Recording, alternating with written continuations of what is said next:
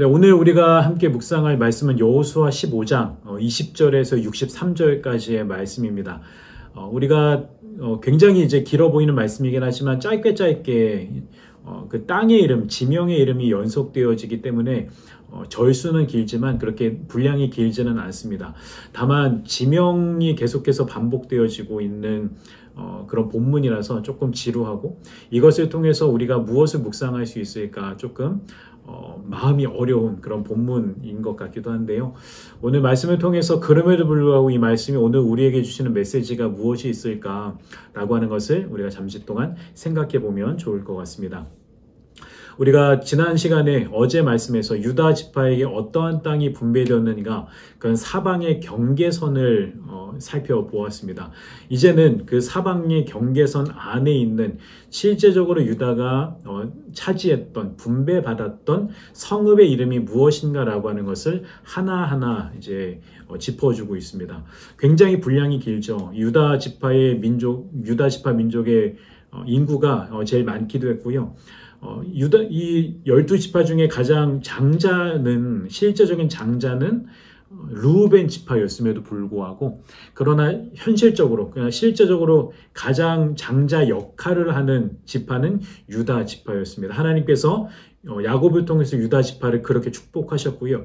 결국에는 그래서 유다 지파에서 이제 예수님에게까지 그 족보가 이어지는 것을 볼 수가 있습니다. 그래서 유다 지파는 굉장히 많은 복을 받은 지파라고 볼 수가 있는데요. 그래서 오늘 말씀 20절부터 63절까지의 쭉 나오는 지명들을 보면 여러 사이트로 이제 나눌 수가 있을 것 같습니다. 그래서 21절부터 32절까지는 이 유다 지파 중에서도 남쪽 지역에 관한 이제 성읍의 이름들이 나열이 되고 있고요. 33절부터 44절까지는 유다 지파 중에서도 이 서쪽 산지에 있는 성읍들에 대해서 이야기를 하고 있습니다. 그리고 45절부터 47절까지는 그 중에서도 이 블레셋에 속했던 도시들에 대하여 이야기하고 있고요.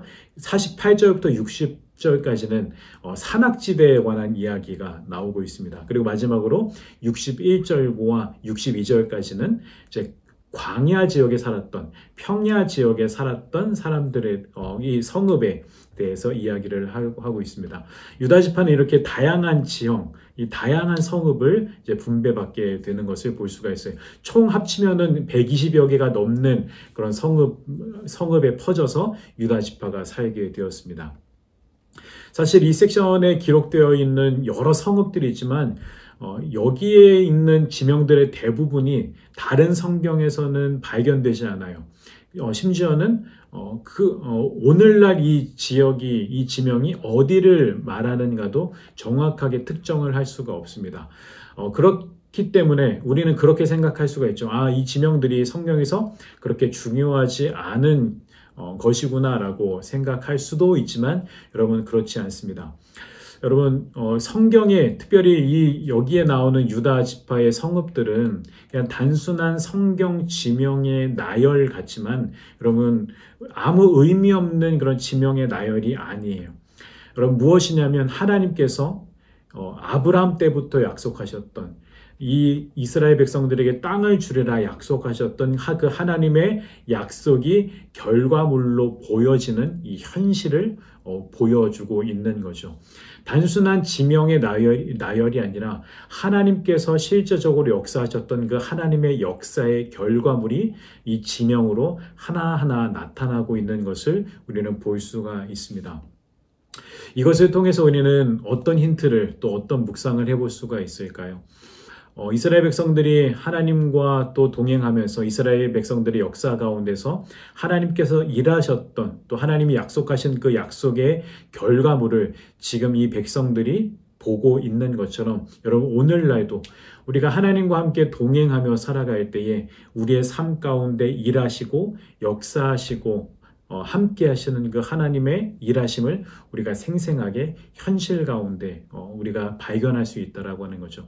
우리 삶 가운데 아주 사소한 것일지라도, 아주 사소한 사건, 아주 사소한 일들일지라도 우리가 하나님과 동행할 때 그 가운데 하나님께서 우리에게 역사하시고 함께 하시는 하나님의 손길을 우리가 발견할 수 있게 되는 것입니다. 여러분, 날마다 하나님과 동행하시길 바랍니다. 이 말씀 묵상을 통해서. 그리고 여러분의 삶 가운데서 하나님을 의식하고 함께 하시는 하나님을 여러분들이 감지하고 살아감으로 말미암아 여러분의 삶 가운데 세밀하게 함께 하시며 운행해 가시는 그 하나님의 손길을 발견하는 여러분의 삶이 되시기를 주님의 이름으로 축복합니다. 그런가 하면 여러분 마지막 절 말씀을 함께 볼까요? 마지막 절 63절 말씀 보시면 예루살렘 주민 여부스 족속을 유다 자손이 쫓아내지 못하였으므로 여부스 족속이 오늘까지 유다 자손과 함께 예루살렘에 거주하니라. 그 이스라엘 유다 지파가 120여 개 이상을 점령을 하고 그 땅을 분배받았음에도 불구하고 그 중에 딱 하나 그들이 점령하지 못한 성읍을 이야기하고 있어요. 예루살렘이라고 나중에 불리게 됐지만 그 이전에는 여부스라고 불렸던 그 마을을 이야기하고 있습니다. 그 여부스 민족을 쫓아내지 못함으로 말미암아 나중에는 이 유다 지파가 계속해서 그들로 말미암은 잘못된 문화, 잘못된 유혹에 노출되어서 살아가게 되죠. 그래서 사사기 말씀에는 이렇게 말씀을 하고 있습니다. 그런데 이스라엘 백성은 강성해진 다음에도 가나안 사람을 모조리 몰아내지 않고 그들을 부역군으로 삼았다. 결국에 이스라엘 백성들은 이 가나안 땅에 있었던 백성들을 몰아내지 못한 게 아니라 그들을 몰아내지 않은 것이라고 볼 수가 있어요. 그들을 가만 내버려 두면 그들이 자신들에게 유익이 되는 그런 노예 생활을 할 수도 있으니 본인들의 경제 생활이나 삶을 영위하는 데 있어서 도움이 되겠다 싶어서 하나님의 말씀에 온전하게 순종하지 않은 결과물이라고 볼 수가 있습니다. 그러나 나중에 이 여부스는 나중에 이제 다윗 왕이 되면서 그 성을 점령하게 되고요. 다윗 왕이 그 예루살렘을 수도로 삼으면서 이제 온전히 이스라엘의 땅이 되는 것을 볼 수가 있습니다. 오늘 말씀에서 우리가 묵상 포인트를 여기에서도 우리는 찾아볼 수가 있을 것 같습니다. 120여 개가 넘는 성을 이제 차지하고 점령했음에도 불구하고 이 단 한 성읍, 이 여부스만은 이스라엘 백성들이 점령하지 못하였죠. 그러므로 말미암아 나중에 이스라엘은 이것 때문에 문화적인 유혹, 문화적인 갈등을 이제 겪게 됩니다. 우리 안에 우리가 처리하지 않는, 우리가 여전히 미련이 남고 우리 안에 처리되지 않는 여부스가 우리 안에 있을 수도 있습니다. 하나님께 여러 가지 우리가 순종하고 싶은 마음, 순종하며 살고자 하는 의지가 우리 안에 있지만 이것만큼은 너무 힘들고 이것만큼은 하나님께 순종하기가 너무 힘들어라고 하는 그 지점이 저와 여러분 우리 안에 누구나 있게 되죠.